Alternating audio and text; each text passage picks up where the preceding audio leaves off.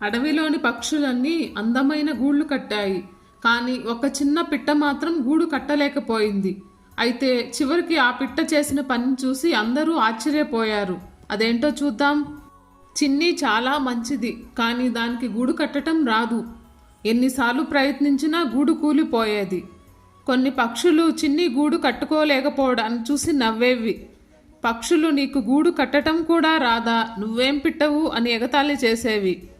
చిన్ని బాధపడింది, కానీ ప్రయత్నించటం మాత్రం ఆపలేదు. ఒకరోజు అడవిలో అకస్మాత్తుగా భారీ వర్షం మొదలైంది. బలమైన గాలులు వీచాయి. చెట్లపై ఉన్న పక్షుల గూళ్ళు ఒక్కొక్కటిగా కూలిపోవడం ప్రారంభించాయి.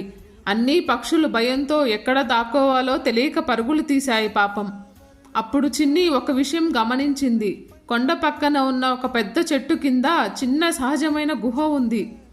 చిన్ని వెంటనే అక్కడికి వెళ్ళి అడవిలోని పక్షులన్నింటినీ ఆ గుహలోకి తీసుకెళ్ళింది. వర్షం ఆగే వరకు చిన్ని అందరికీ ధైర్యం చెప్పింది. మేమంతా అందమైన గూళ్ళు కట్టగలిగాం, కానీ ఆ గూళ్ళు మమ్మల్ని కాపాడలేకపోయాయి. నువ్వు గూడు కట్టలేకపోయినా మమ్మల్ని కాపాడే మార్గాన్ని కనుగొన్నావు అని అన్నాయి. చిన్ని చిరునవ్వు నవ్వింది. ఆ రోజు నుంచి ఏ పక్షి దాన్ని ఎగతాళి చేయలేదు. ప్రతి ఒక్కరికి ఒక ప్రత్యేకమైన ప్రతిభ ఉంటుంది. మనకు రాని పనిని చూసి మనల్ని మనం తక్కువగా భావించకూడదు. ఇతరుల్లా ఉండటం గొప్ప కాదు, మనలో ఉన్న ప్రత్యేకతను గుర్తించడమే నిజమైన విజయం. ఈ కథ మీకు నచ్చినట్లయితే ఇప్పుడే నా ఛానల్ని సబ్స్క్రైబ్ చేసుకోండి. Please like, share and subscribe my channel. Thank you friends.